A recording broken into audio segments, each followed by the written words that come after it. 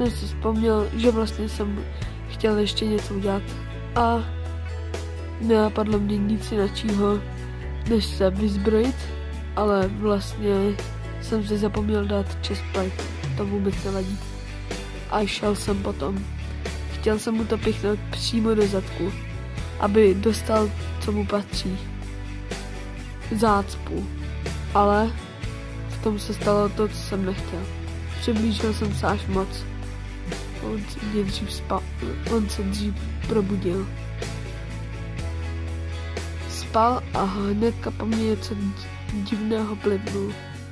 Vůbec jsem nevěděl, co to bylo. Ale nečekal jsem to. Najednou jsem si vzpomněl, že nemám chestplate. A byl jsem zmrazený. Vůbec jsem se nemohl hýbat. Lekl jsem se, ale moc damage mě nedal.